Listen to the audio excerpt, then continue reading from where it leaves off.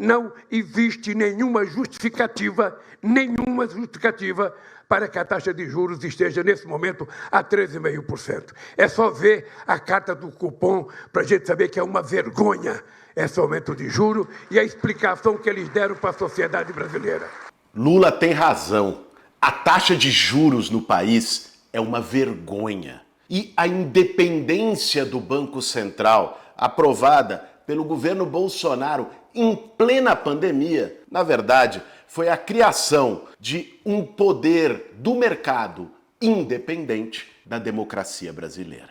Esse tema deu muito o que falar na última semana e por isso ele vai ser o tema de hoje do nosso primeiro Café com Bolos do ano, depois do recesso de janeiro. Caramba, bicho, 5 anos de Café com Bolos, 5ª temporada do Café com Bolos. O pessoal achou que ia acabar? Ah, o Bolos foi eleito, não vai ter mais Café com Bolos. Tá aqui, Café com Bolos, meu povo. E aí, tem tempo para um cafezinho? Para fazer um bom café, meu bem. Essa semana, no meio da polêmica toda do Banco Central, eu fiz uma pergunta no Twitter de quem tinha eleito Roberto Campos Neto, de quem que ele representava na população brasileira. Porque o Lula foi eleito por mais de 60 milhões de pessoas. Algumas pessoas levaram essa pergunta para um lado da crítica bolsonarista ao STF, atacava as decisões do STF dizendo que o Alexandre de Moraes, os ministros, não tinham sido eleitos por ninguém. É importante a gente separar o joio do trigo. O judiciário é um poder independente, constitucionalmente, e a sua atribuição é justamente julgar, independente do executivo, e aí ele tem a sua legitimidade na Constituição. O Banco Central, não. O Banco Central é um instrumento da execução da política econômica. E até 2 anos atrás, no governo Bolsonaro, quando eles mudaram, o presidente do Banco Central era indicado pelo presidente da República, como deve ser. Porque, diferente da Constituição, da Carta Magna, você tem que ter um tribunal como tem desde a tripartição dos poderes de Montesquieu, o executivo, o legislativo e o judiciário. Na maioria dos países do mundo, a política econômica é objeto de grandes controvérsias de sentido. A política econômica vai ser mais neoliberal ou ela vai ser uma política que leve, induza, estimule o crescimento do país? Isso a sociedade define nas urnas, quando ela escolhe um projeto. O projeto do Bolsonaro e do Paulo Guedes é o mesmo do Roberto Campos Neto. E esse projeto foi derrotado nas urnas. O povo votou por um Estado que combata a fome, por um Estado que retome investimento público, que com isso possa gerar emprego e renda para o povo brasileiro. Por isso, gente, é muito diferente. Questionamento bolsonarista sobre o Supremo Tribunal, né? Tirando a legitimidade de um poder independente e legítimo, e um questionamento sobre a falta de representatividade e a falta de sintonia com o projeto eleito das urnas do presidente do Banco Central. Foi exatamente por isso que nós, da bancada do PSOL, na Câmara dos Deputados, entramos com um projeto de lei essa semana para reverter a autonomia do Banco Central. Agora, para além desse tema da independência, eu acho que a gente precisa considerar algumas coisas quando fala do Banco Central e da política monetária. A primeira delas, que sempre aparece na televisão, é a taxa Selic. O Conselho de Política Monetária do Banco Central se reuniu e decidiu aumentar em 0,5%, em 0,25%, ou reduzir a taxa Selic. Vamos entender o que é isso. A taxa Selic é a taxa básica de juros da economia brasileira. Ela é a referência para a taxa de juros cobrada pelos bancos, pelo sistema financeiro brasileiro, para todos os empréstimos. Então, quando a taxa Selic sobe ou se mantém num patamar muito alto, o que acontece é que há uma tendência para que o juro que você paga no empréstimo para comprar nas Casas Bahia, ou juros do cheque especial, do rotativo do cartão de crédito, ele cresça também. E hoje no Brasil, as famílias comprometem, em média, metade da sua renda com dívidas. Se o juro aumenta, fica mais difícil pagar as dívidas. E claro, fica mais difícil também conseguir um empréstimo.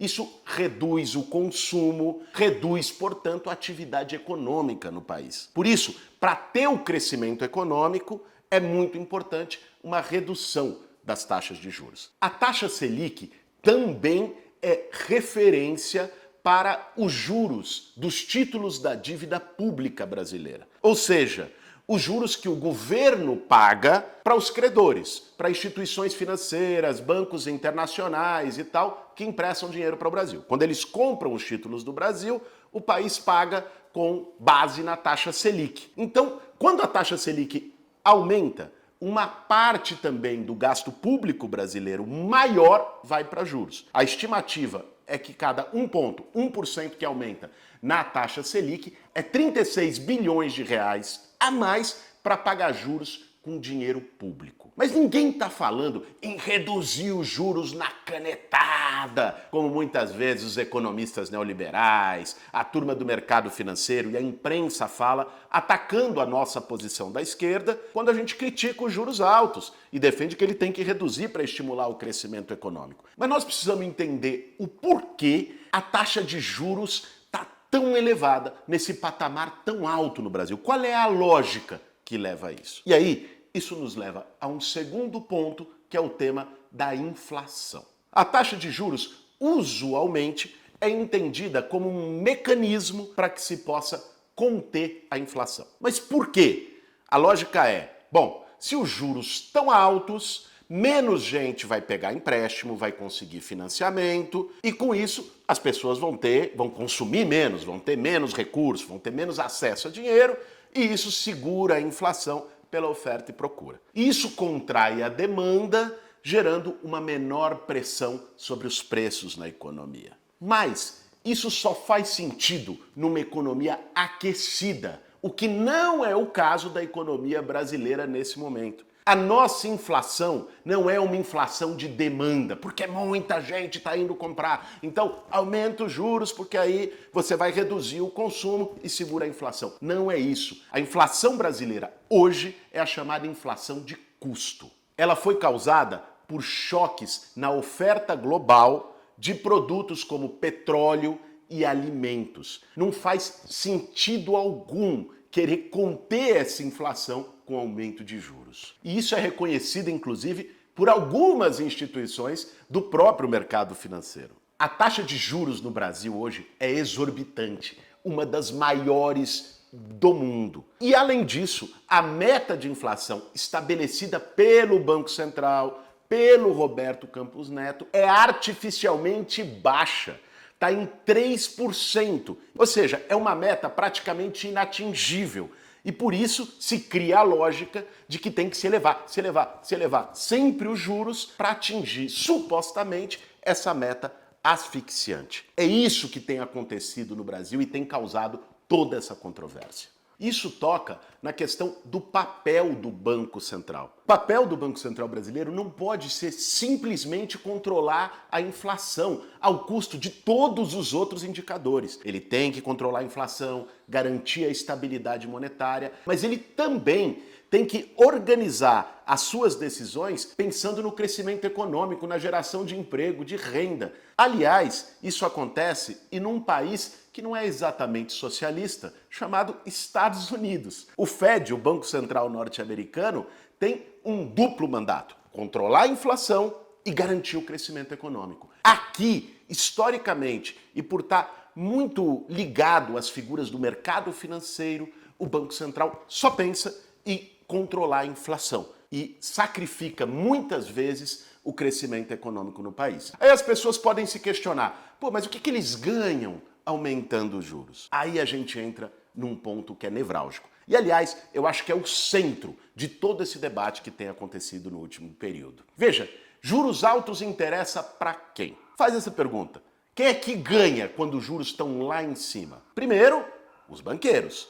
Quando você pegar o empréstimo, quando você precisar usar um cheque especial lá no Santander, no Itaú, no Bradesco, se o juros está mais alto, o seu dinheiro vai mais para eles. Eles ganham mais. Juros altos ganham os bancos. Segundo, o sistema financeiro internacional, que é credor da dívida pública. Como a gente falou, a taxa Selic é referência para quanto o governo paga com dinheiro público de juros para os credores. Então veja, o juro alto interessa para esse setor. E é por isso que ter figuras desse setor, o Roberto Campos Neto foi funcionário executivo do Santander durante quase 20 anos. Ter figuras deste setor comandando o Banco Central é quase a raposa cuidando do galinheiro. Isso acontece muito no Estado brasileiro, em agências reguladoras, por exemplo, Agência Nacional da Saúde Suplementar, ANS. Aí bota um cara do plano de saúde lá. Essa agência regula os planos de saúde, deveria fiscalizar os planos de saúde. É ela que define pelas portarias, pelas normativas delas, se os planos de saúde vão poder fazer reajuste ou não. Se é alguém dos planos de saúde, quem ele vai defender? Os usuários dos planos ou as empresas seguradoras dos planos? Isso vale para todas as áreas. E no Banco Central isso acontece. É a chamada porta giratória. Ou seja, alguém que vem do mercado financeiro, vira presidente do Banco Central, acaba defendendo esses interesses e depois volta para o mercado financeiro. Essa é uma lógica muito antiga. Vários países do mundo estão discutindo hoje enfrentamento à porta giratória, com medidas, por exemplo, como a quarentena. Durante 3 anos, 4 anos, alguém que foi no mercado financeiro não pode ser presidente do Banco Central, ou alguém que foi presidente do Banco Central não pode ir para o mercado financeiro. Nós propusemos isso no projeto de lei do PSOL, encaminhado essa semana. Uma quarentena, além do fim da autonomia do Banco Central, para que ele possa voltar a ser indicado pelo presidente da República e esteja em sintonia com a política econômica eleita pelo povo, ele também ter essa quarentena. E no caso do Roberto Campos Neto, gente, a coisa não é só que ele é do mercado. Existiram, inclusive, presidentes do Banco Central nos governos do PT, lá atrás, do mercado, como Meirelles, por exemplo, que foi presidente do Banco Central no governo do Lula e era do Banco Boston. No caso do Campos Neto tem um agravante. O cara é bolsonarista. Ele estava até outro dia num grupo de zap chamado Ministros do Bolsonaro. Vocês devem ter visto lá que o Ciro Nogueira foi flagrado e estava ele lá. Depois do 8 de janeiro, da tentativa de golpe. Que independência esse cara tem?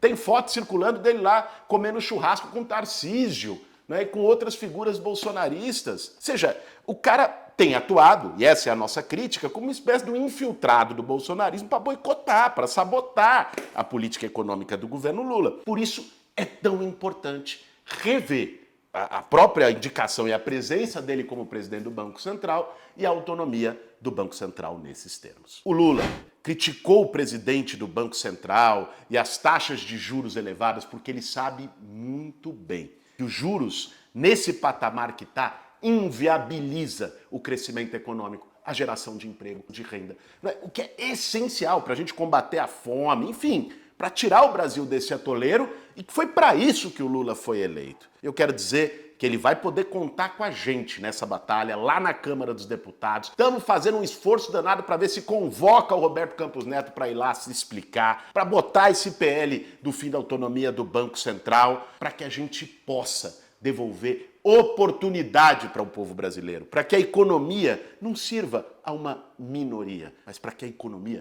sirva à maioria das pessoas. Esse foi mais um Café com Bolos. Para fazer um bom café, meu bem.